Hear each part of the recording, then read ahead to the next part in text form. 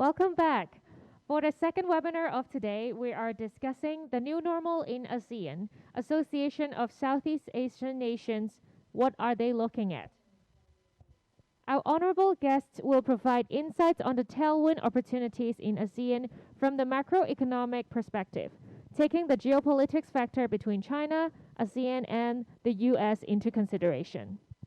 We are happy to have our honorable guests of today, including Mr. George Yeo, a member of Asia Global Institute's Advisory Board, former chairman of Carry Logistics Network, and former Minister for Foreign Affairs of Government of Singapore, who was Minister for Information and the Arts, Health, Trade and Industry, and Foreign Affairs. Dr. John Jiang is Chief Digital Officer of CP Group, leading technology initiatives and digital transformation in CP Group and next generation R&D, EV, alternative energy, satellite, 5G, 6G, battery in TrueCorp. He also co-founded 4 startups, Mobilium, ITC, GlobeTouch, and Ever Networks. Dr. Dennis Yip, the Commissioner of Belt and Road of HKSAR Government. He aspires to lead the Belt and Road Office under the Commerce and Economic Development Bureau to promote connections with the relevant sectors in taking forward Hong Kong's full participation in the Belt and Road Initiative. And Mr. Eddie Rong, the co-founder and director of EntreLink, as our moderator of today. Eddie, please.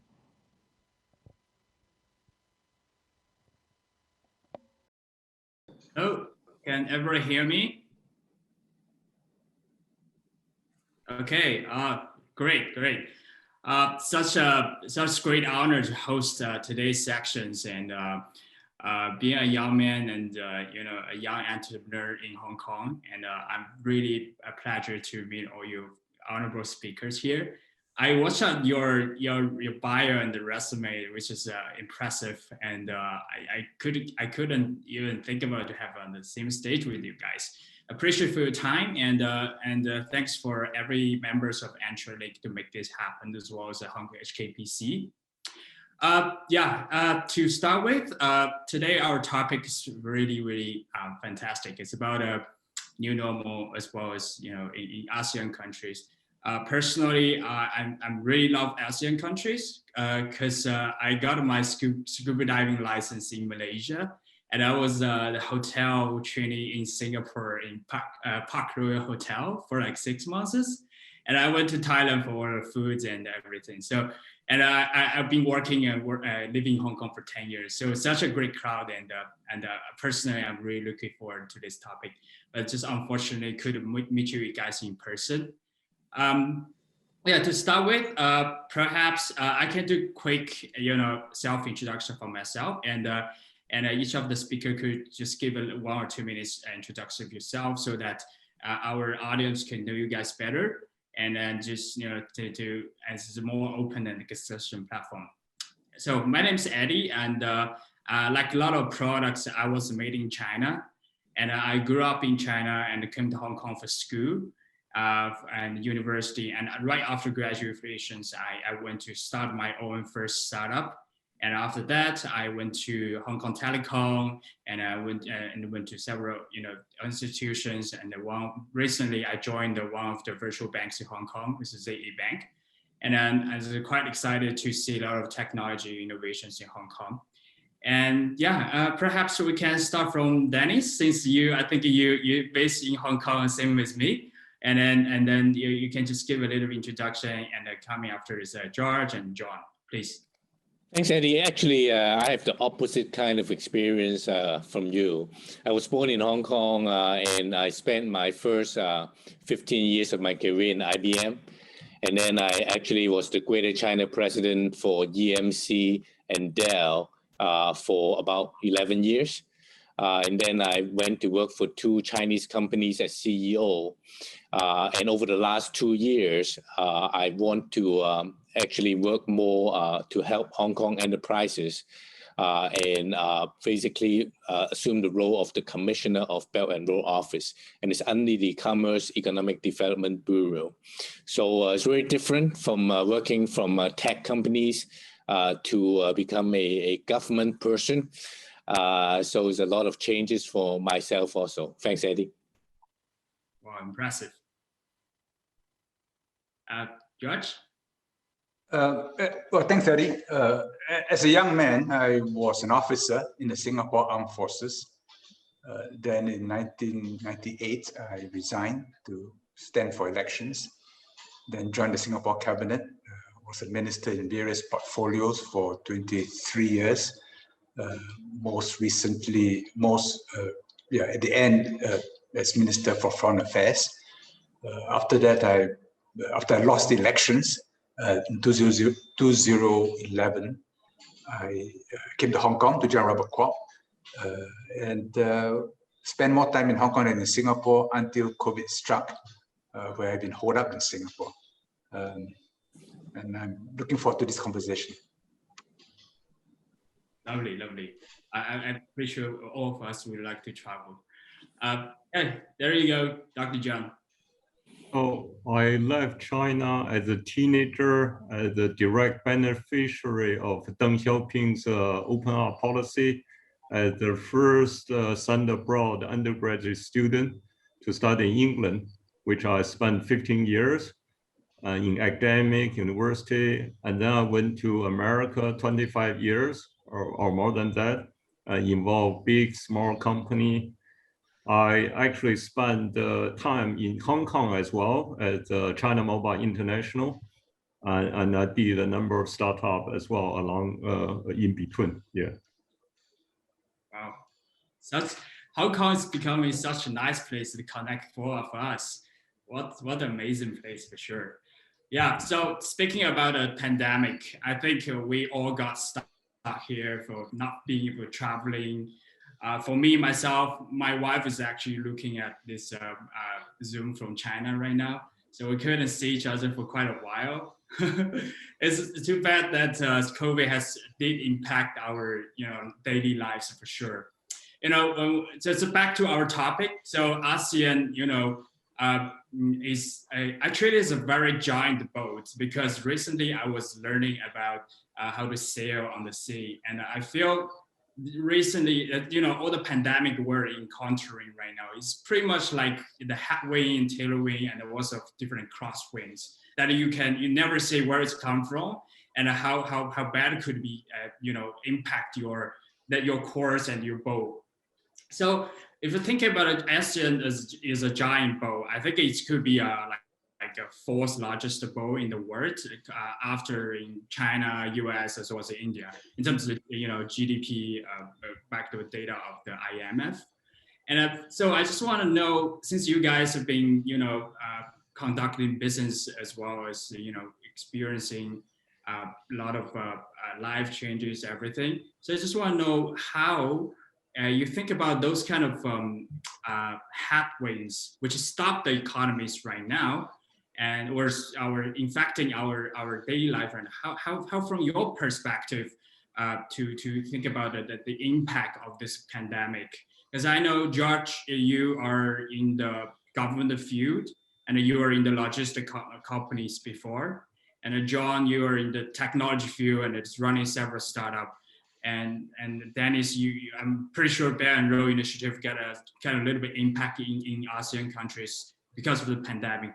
So just share your views and how does it, this kind of a pandemic impact your personally as well as businessly? You want me to start? Perhaps we can start from George. Thanks, Eddie. Well, I like your metaphor, Eddie, of sailing.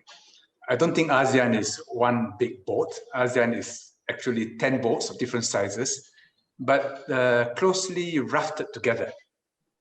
So in the big storm, like the pandemic, some were taking more water than others, but ASEAN as a whole will certainly stay afloat. There is always an instinct to help one another. Right now, there's a political crisis going on in Myanmar. And you would have seen recently emergency summit meeting held in Jakarta under the leadership of the ASEAN chair, the Sultan of Brunei, to try and help Myanmar get back on the road of stability and development. But the longer term trends have not changed. If anything, COVID has accelerated some of those trends. And the big phenomenon is the rise of China, which will change the entire world and will affect the fortunes of ASEAN intimately. For ASEAN, the rise of China is not something new. We've seen it before historically. And every time China was united and its market was flourishing, it brought prosperity to Southeast Asia. And you can trace this all the way back to the Tang Dynasty, the Southern Song, Ming, Qing, and it will come back again. And it was at one such previous China trade that Hong Kong and Singapore became very closely linked together as trading posts for the British East India Company, Singapore in 1819 and Hong Kong in 1842. So when I look forward ahead, yes, the pandemic is important, but we must not be so caught up in this current storm that we lose our sense of direction beyond the storm. That Southeast Asia and China's destinies are linked together. There's great complementarity because of geography, because of humidity, because of demographic profiles. And while China will become more and more important to Southeast Asia and vice versa, Southeast Asia will always remain independent. There's a deep instinct, which is in the mythologies of all over Southeast Asia. Yes, China is important, but we are different. And if China is too strong or bossy in Southeast Asia, then naturally all these countries in Southeast Asia will seek diversification. The Americans, when they are here, if they force us to choose, we feel very awkward and we tell them, look, we'd rather not choose. And China is reasonably nice to us. But if China is a little too domineering, then naturally people will turn towards the Americans and Japanese and the Europeans for diversification. So this will continue. ASEAN's strength is that these 10 boats stick together in calm weather or rough weather, and in rough weather, even more tightly together. And we know we have to stick together, the better to deal with the major powers around us. But looking ahead, I say, yes, a pandemic is a crisis we must focus on, because if we don't, we can't get into the future. But don't be so blinded by it that we don't see the future. And we must navigate towards the future, which is one where China will become a much more important opportunity for all of us. Got you. I really like your word, like trends hasn't been changed. You know, history will be repeat itself. So we look back, it happens like that. Well, how's your view, John, Dr. John? I think you're based in Bangkok, isn't it?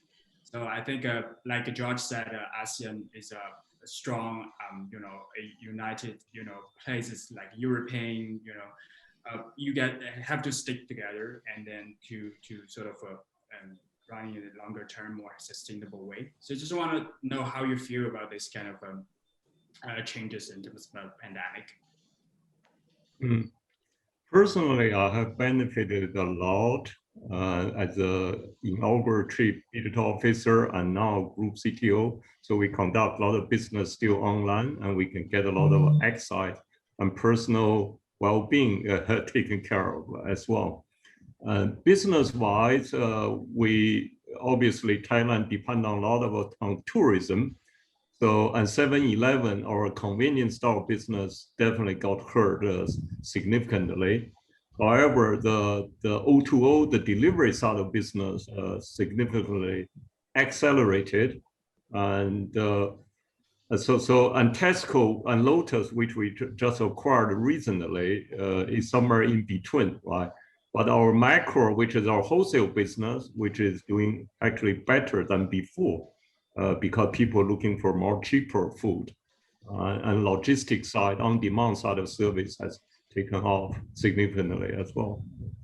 So there's some good, some bad, and government here offers some very good benefits, like if you spend $1 million on property, you can get a permanent residency, and you get expat sponsorship for years of work permit, and as a digital nomads, right, just staying in Thailand.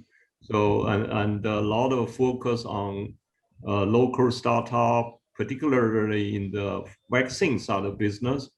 Government is also helping out with hemp, cannabis agriculture to help farmers, right?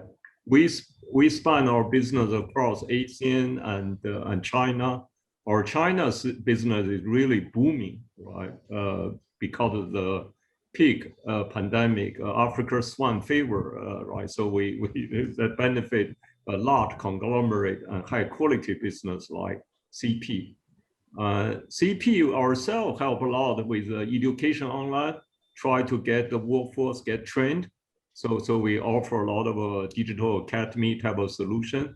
We also help create jobs by setting hundreds of million additional funds for investment, right? Just for startup, which we try to set up in our digital park, the digital park is a setup that we lead for the Thailand development of basically entrepreneurs and digital technology and so on.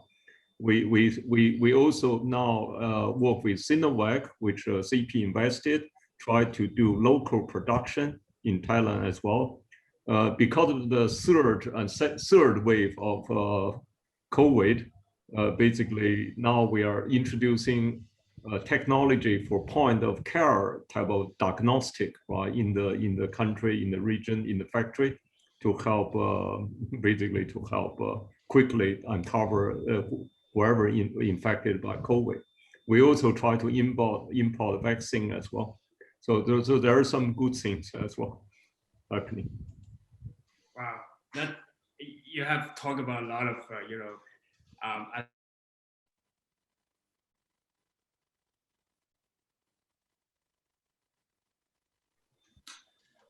I think that's just great because where we're seeing a lot of dangers and we will see a lot of opportunities too. So it's always the same in this way. So good or bad, I really like how you address the way. Yeah, Dennis, I think Dr. Zhang also have mentioned a lot of technology and changes. I think Belt and Road, that where you chair as a governor in Hong Kong, I'm pretty sure you have a lot of insight, better than me for sure. Could you share a little bit more how's the pandemic has been impacting the initiative? Because both George and John has mentioned China has been so important towards the world right now. And I the Belt and Road is also a very key initiative from the government point of view. Just please share a little bit more with us, and we would like to to hear something from you. Yeah, I think with the pandemic, I believe it's a lot of the timing also. ASEAN and Hong Kong are more in the center stage with the cooperation in China. Right now, if you look at 2020, ASEAN is actually the biggest partner of Hong Kong trading outside of mainland China. And then basically the bilateral trade is about $133 billion. And there are a few changes that have happened lately that I think more and more ASEAN is becoming more important. You probably have heard of RCEP. This morning has discussions on RCEP. And RCEP will make the whole ASEAN plus China plus Japan, Korea, Australia, New Zealand, 90% free trade over the next few years. And that's very significant. And if you look at the Hong Kong role, actually, Hong Kong is reputable as the internationalization place for China. So in the dual circulation strategy, you can see that the Belt and Road, together with the Greater Bay Area on the GBA side, will have a dual circulation role of helping the Hong Kong business and also Hong Kong startups. And also, if you look at the current 14th five-year strategy, Hong Kong is placed as, from the chairman, saying that Hong Kong is the Belt and Road platform. And that platform actually means professional services, startups are all going outside. And furthermore, if you look at the whole scheme of policies, in the pandemic areas, actually there are a lot of fundings to help companies going outside, to doing trading in GBA, and going into outside of export marketing, etc. all of these, I believe, make Hong Kong and ASEAN basically having a better connection, and hopefully with Hong Kong as the bridge to mainland China. And the Hong Kong government actually has done a lot of things in doing that. For example, we are looking at the economic trade zone, which is the industrial parks. And we have identified 5 industrial parks as the pilot site to help the Hong Kong industrial organizations in 4 countries: Cambodia, Indonesia, Bangkok, and Malaysia. And also over the pandemic, actually the Hong Kong government has done what we call the technology exchange platform, basically having the Hong Kong technologies that are COVID related and exchange with different ASEAN partners. So we have done that with Thailand, Indonesia, Malaysia, and we'll be doing more of that in terms of an exchange platform. So as you can see, I would say that even with the pandemic, we are getting ready from a Hong Kong perspective to do more with ASEAN, because ASEAN is going to be the closest to Hong Kong, the easiest to access, the center of RCEP, and basically we will see more and more connections between Hong Kong and ASEAN. Fantastic, for sure. Because just echo what you just mentioned, Dennis. I think government is doing, government of Hong Kong is doing a great job, together with the Singapore governments too, because we are going to launch the travel bubble in 26th in May. I think this is something that we have been expecting for a very long time for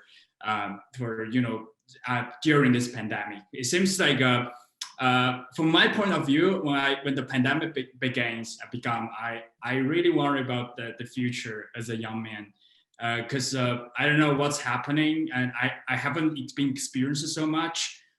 So it's quite a big change for me. But after go through this and listen to all 3 of your guys just mentioned the words, so I'm very confident that we will overcome this challenge as a human being together.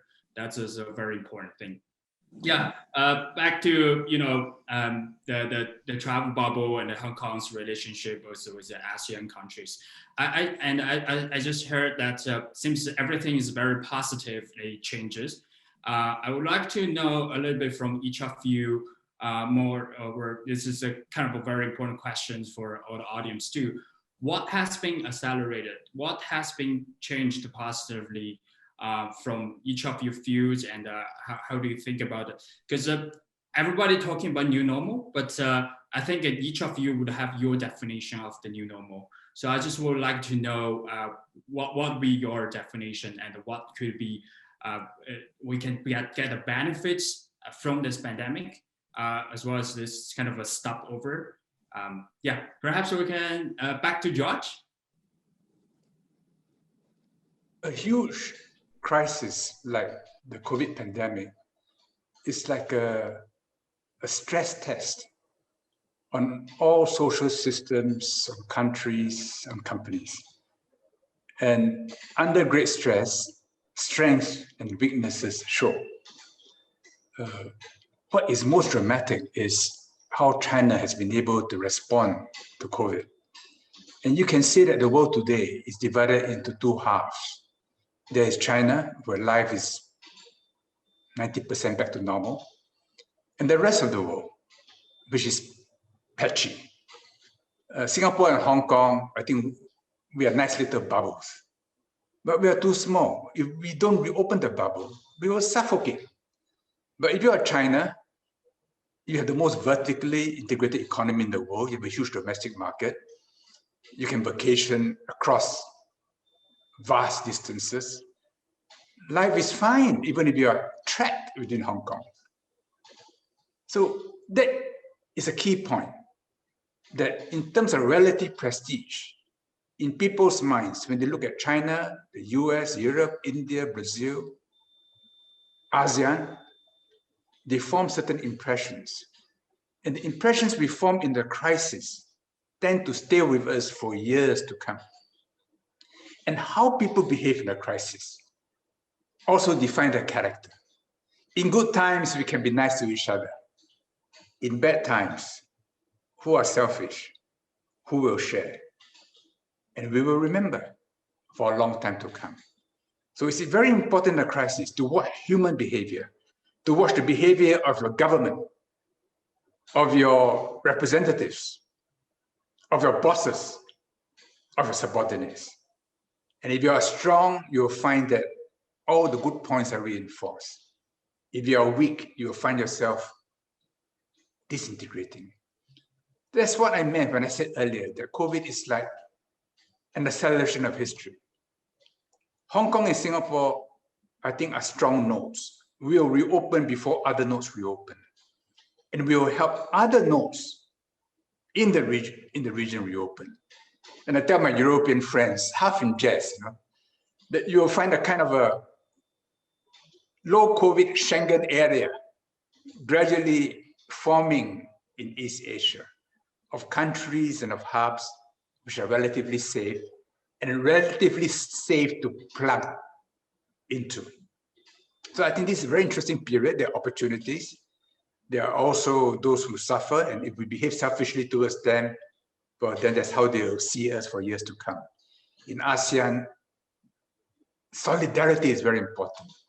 And even though there are always suspicions among neighboring countries, I think on the whole, the behavior among ASEAN countries towards one another has been very good and will set the stage for the future. And between ASEAN and China, it's also been very good. Hong Kong must play a big role in this. I was delighted to hear what Dr. Danny Zip said about the initiatives Hong Kong is carrying out in various countries. I would say do more faster. Because if you look ahead, ASEAN will need Hong Kong as a portal into China, and especially as a portal into the Greater Bay Area. And there'll be portals which will connect to one another, and they'll lead to more opportunities for our people and our companies. Yeah, absolutely.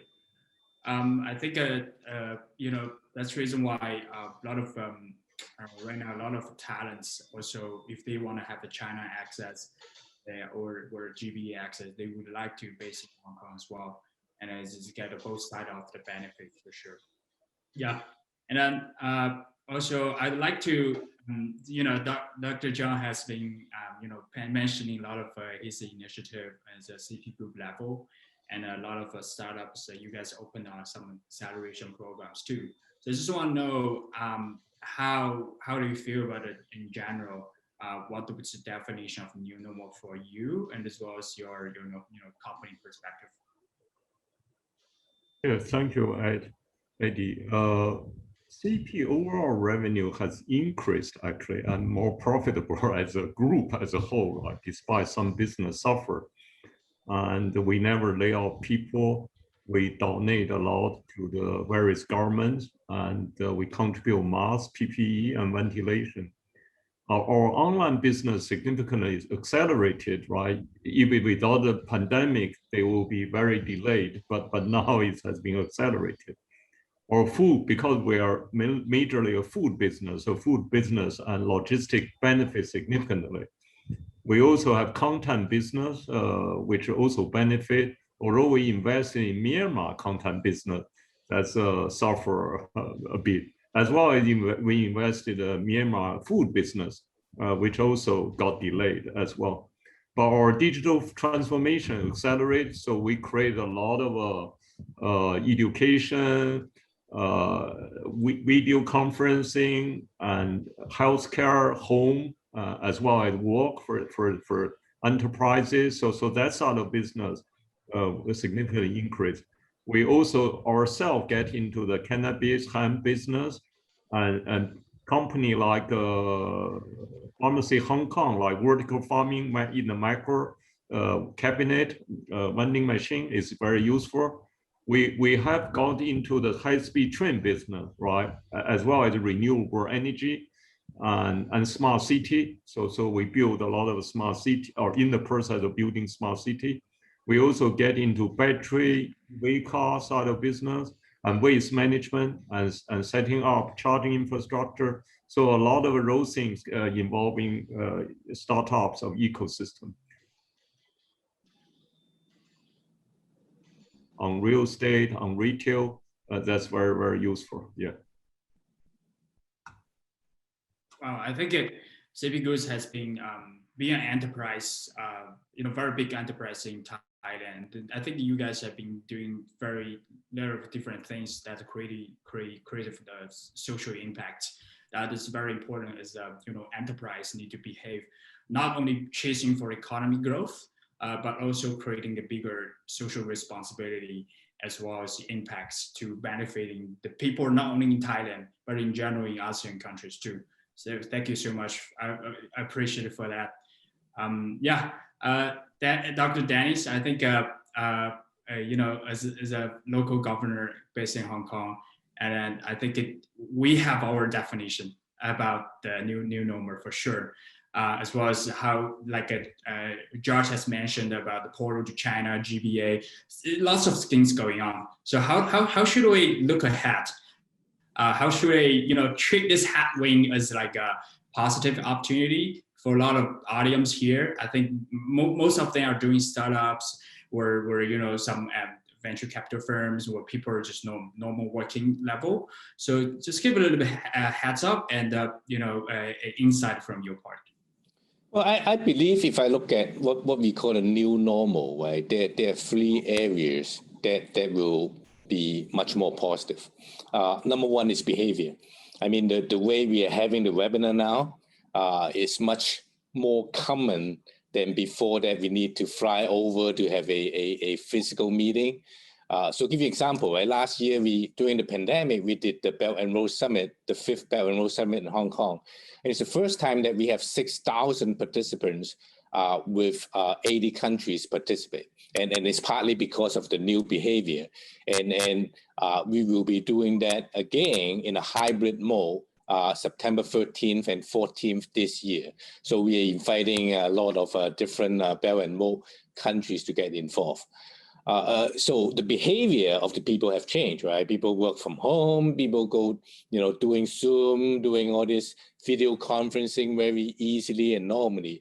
And that actually has a closer connection among different companies, different people. Secondly, I think the new normal is the technology aspect of it. If you look at all the new technologies that have developed during the pandemic, the robots that do cleaning, the air filtering, the different aspects of participation in life, face recognitions with masks, etc. All of these are bringing up, new technologies and new innovations for startup companies. And the last time we published the startup, Hong Kong has changed from 1,000 plus startups to over 3,700. So you can see that the community is growing, and this leads to the third new normal, which is still circulation, meaning that we need to connect to China more, because China, with the pandemic, is coming out of the pandemic the fastest, and the economy is much more stable than the rest of the world.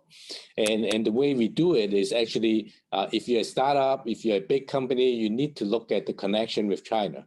And from a Hong Kong perspective, the Greater Bay Area plus the Belt and Road are going to connect more and more in terms of having policies that support Hong Kong companies, both going inside GBA and also going outside to the Belt and Road, and using Hong Kong as a road. And this can be a professional organization. This can be a startup that wants to have business more in mainland China plus more in ASEAN, for example. So these kind of new normal, I believe, are positive, and we need to take advantage of it no matter where we are.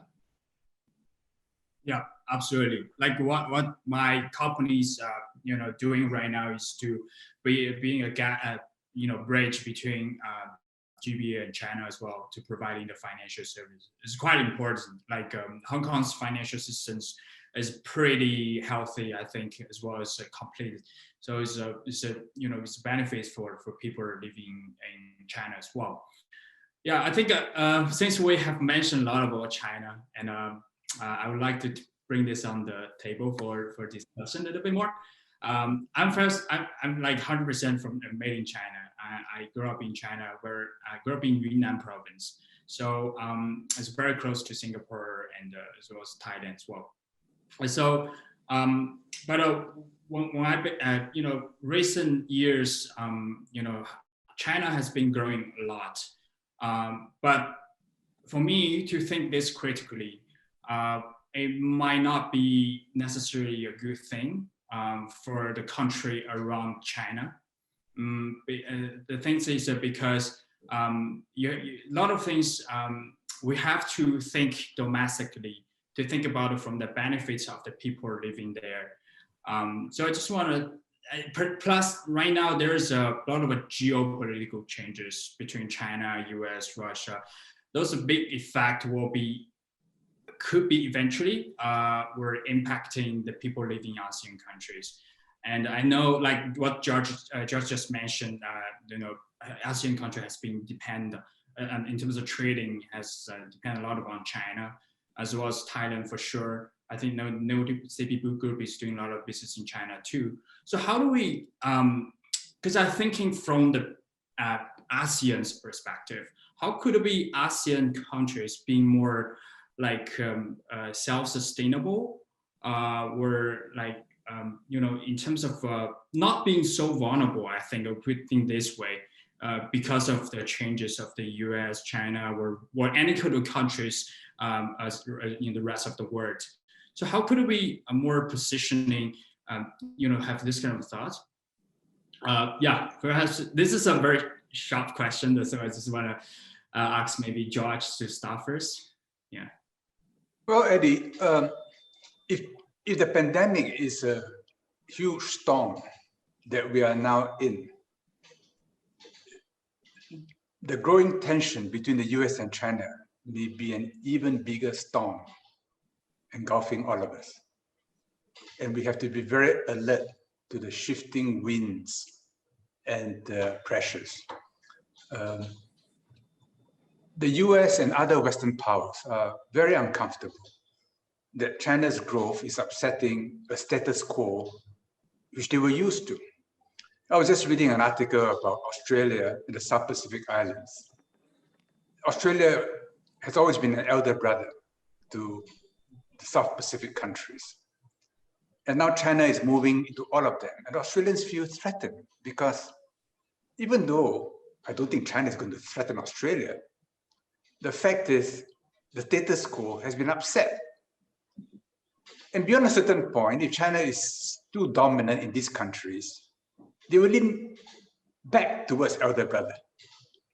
It's the same with Southeast Asia. Everyone wants to be closer to China because of all the opportunities in China. But the more we see our account with China growing, the more we tell ourselves, hey, we better diversify. Not by reducing the Chinese account, because that's profitable, but by increasing the other accounts. Which is why the instinct in Southeast Asia is always to bring in the Americans, the Japanese, the Koreans, the Europeans, the Indians, and others, because this gives us more negotiating room. But it will not be a simple voyage because the seas will be rough and the winds will be howling. And at certain moments, something may happen in the South China Sea, something may happen over Taiwan, and then all of us will come under enormous pressure from one side or the other, or from both. And therefore, within ASEAN, there's an instinct that, look, we must not be divided. Some of us may be closer to one side than to the other. Maybe Singapore for certain things to the US because our aeroplanes, our fighter aeroplanes come from the US, and we allow our bases to be used by US naval and air forces. Maybe some of the Indo-Chinese countries are closer to China because they get more from China.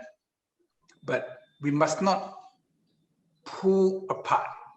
Yes, we can have a certain variable geometry, but whatever the geometry, we remain an integral whole. And the companies that are in Southeast Asia, the multinationals that are in Southeast Asia are all worried how the Sino-US tension will affect them. Will they be sanctioned? Will they be part of trade embargoes?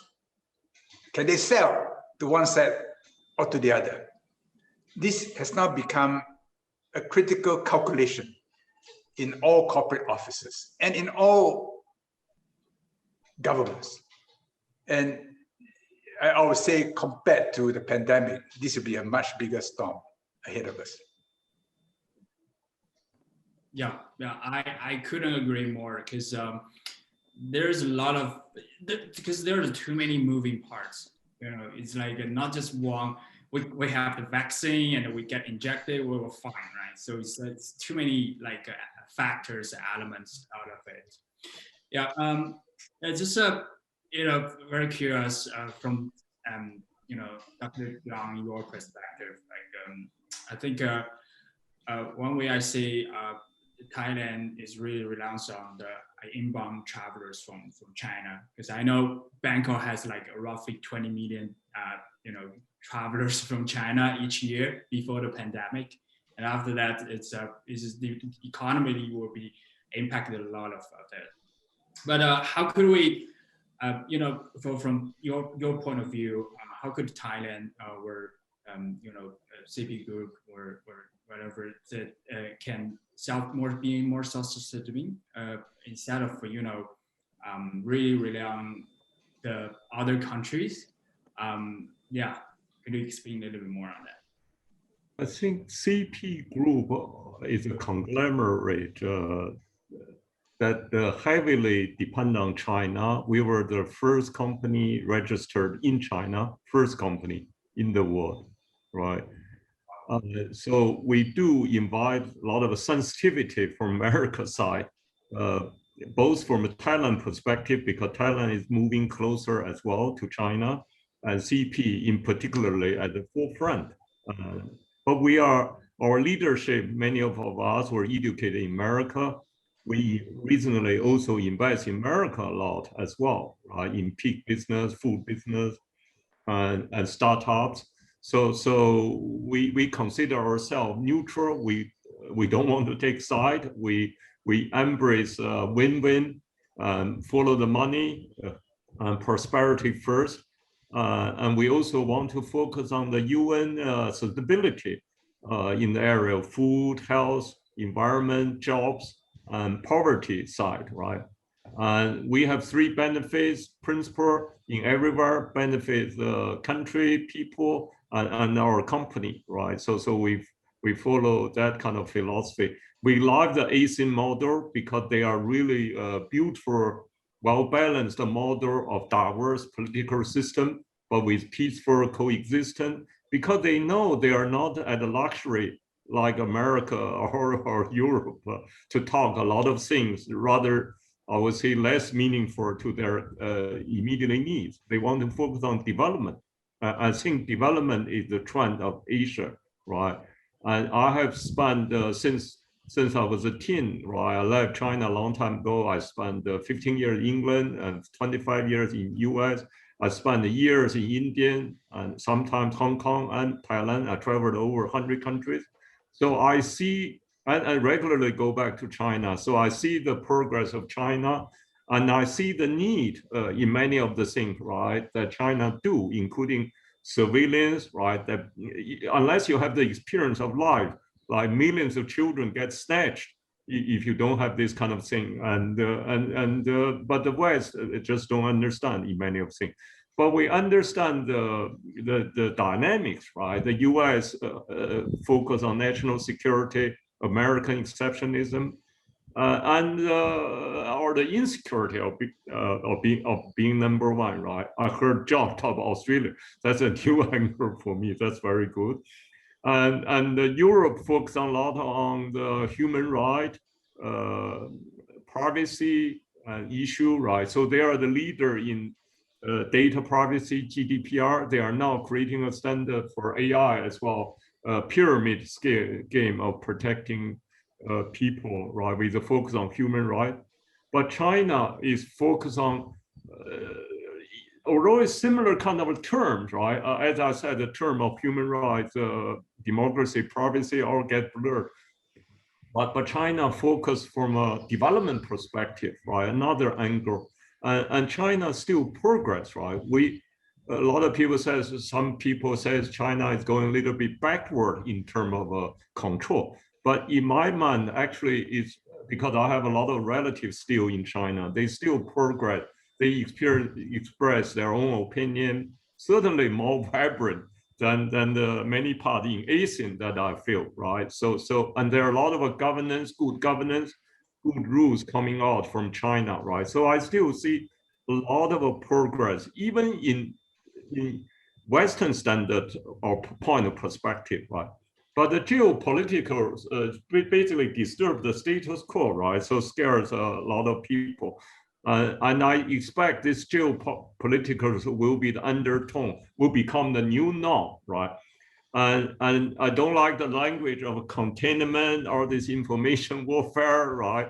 But I think eventually this all will die away because it's no longer newsworthy. It will simply be competitions. It will be the undercurrent. And eventually, this may not be a bad thing because it drives country to improve, right?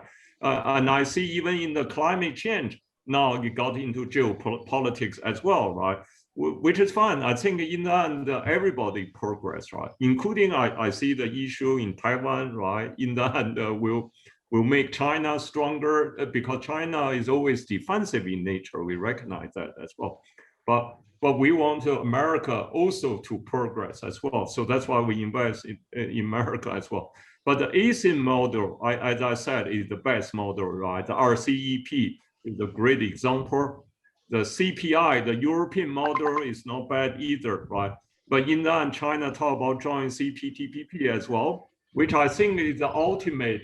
US, China join. Hopefully, that will be the ultimate framework that helps eventually everybody deal with each other politely and within its framework. Absolutely. I think echo on your sort of your message just right now. I think as a Chinese, I know because I've been traveling, I've been living in different places and working in different places too, like Singapore, US, and Hong Kong, and China. So I've been, like you just mentioned, I think China has been evolving quite rapidly and positively too. I see a lot of my friends, as my fellow friends, it was around like 30 something. All of them have very good social heart and want to the country becomes more, sustainable, can be more impactful in a very positive way around the countries. And I also recognize, like you just said, we're being defensive by nature, and we never go and piss off anybody unless you have to defend yourself, right? So that's all I think is I can agree more.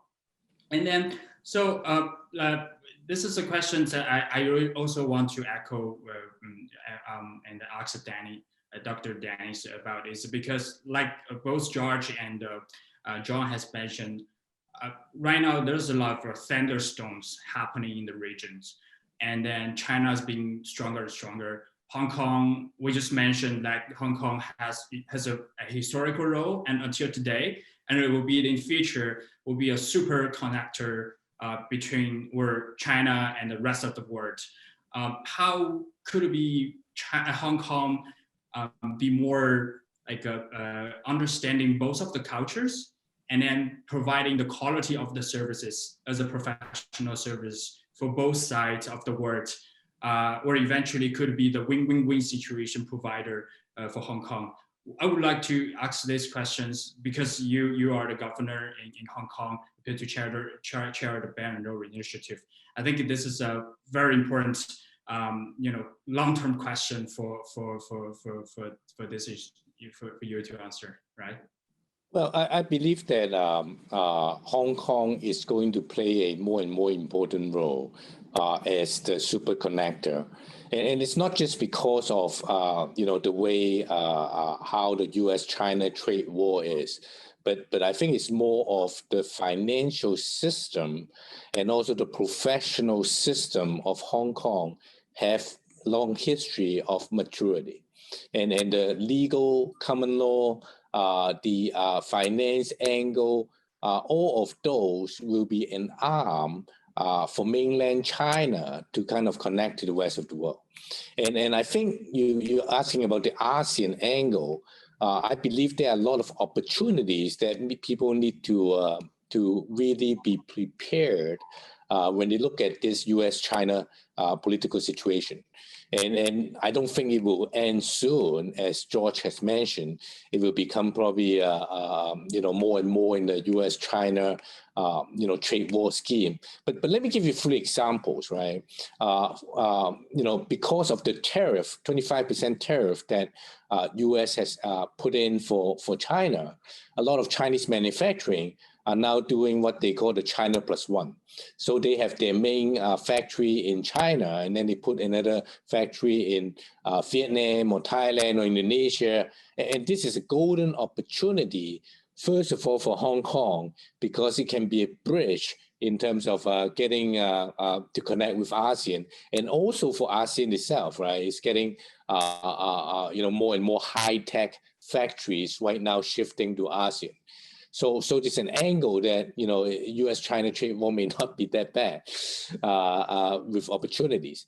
And the second angle is in terms of the whole startup, right? You need to kind of think about, do you want pure money from U.S. Silicon Valley, or do you want more of the China money?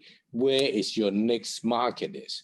Right, and this is a problem with a lot of Hong Kong startup thinking about, do I sell in mainland first? Do I sell in U.S., Europe first? And which one should I go? And you need to be very carefully consider this kind of situation. And number 3, I think is also another angle to look into it is what we call the Greater Bay Area. All the money that Hong Kong government supports, a lot of it now goes to not just Hong Kong doing business in Hong Kong, but also Hong Kong doing business in Greater Bay Area. So as part of the ASEAN-Hong Kong link, how do we take advantage of the whole scheme? For example, previously when you go to Shenzhen, you need to pay Shenzhen tax. Now with a Hong Kong resident, if they 24 hours travel, they are using the Hong Kong tax system, which is max 15%. So it's a lot of different schemes that help in terms of that aspect. I don't know that we have that advantage yet. I really wish the border can open very soon, so that I can go travel with friends and be more enjoying life, things like that. Yeah, I think really great sections. I think we're covering a lot of angle and area from different perspectives. I would like to leave the rest of the time to maybe one questions, and then from the audience, and then I think it's,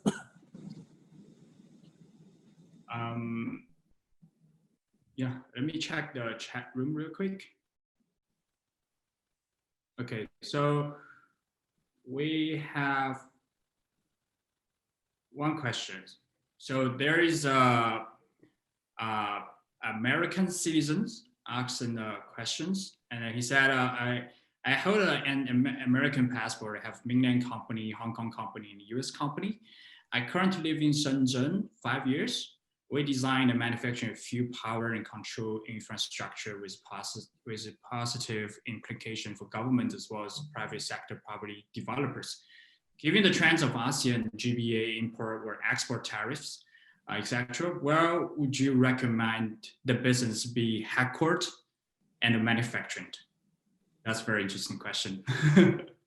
Whoever, George, John, Dennis, whoever if you want to go first, please. I could take a crack on this because what the Hong Kong government has been doing is to help this kind of China Plus One, and then if they want to shift the whole headquarter to ASEAN as factory or manufacturing, that's certainly possible also. But if you look into the China Plus One strategy, I mean, Vietnam is traditionally the most popular place. But over the years, actually, there are also other countries that have been evolving that like Cambodia is much cheaper in cost. Thailand is more in the high tech. Malaysia is more general, but with a labor force that is becoming a little bit more difficult nowadays.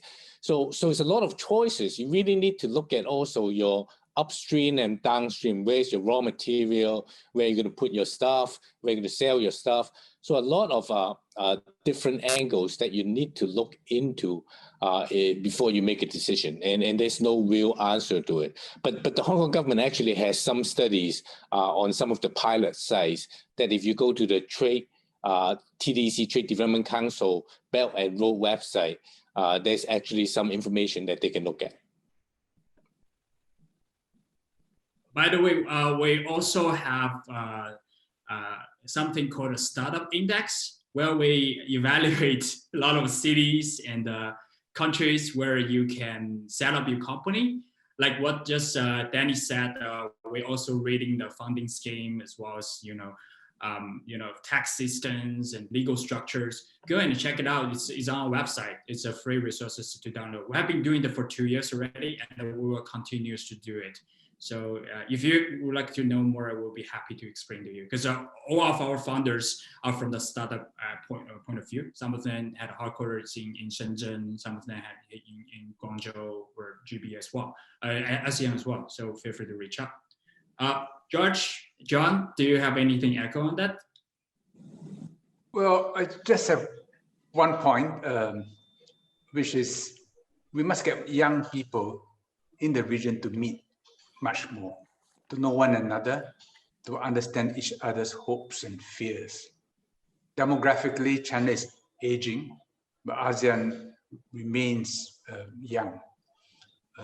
I see much scope for cooperation, and a platform like EntreLink, with the support of the Hong Kong government, can help provide a neutral platform for young entrepreneurs from ASEAN and Hong Kong and China to meet and get to know one another. It's always amazing how when they share a meal together, when they just interact socially, how so many ideas were sparked off and so many opportunities, not obvious before, suddenly reveal themselves. Yeah, absolutely. Yeah, I think we have last 5 minutes. Let me do a real quick wrap up for today's section. First of all, I really appreciate for your time and for speaking with us today. And then I think your vision, mission, as well as your experience shared here are definitely beneficial for all of us as an audience. And then as a young people, I can speak for the young people, in general, we really look for change. We would like to be more innovative. We want to create something socially positive, not only for our countries, but for also as a region, or something put a bigger context. We want to be doing something for the human beings. That's why we work day and night, and we really would like to have our personal value achieved. Yeah, so to wrap up, and I think this pandemic has changed a lot of things, and it's also educated a lot of people, including myself, say what is important to your life, what is the biggest to take away, and don't be looked down and look up. And this is not the end; it's just the beginning of our life. Yeah. So thank you so much for your time, and I wish everybody have a great week. Thank you so much. Thank you. Thank you. Thank you. Thanks a lot.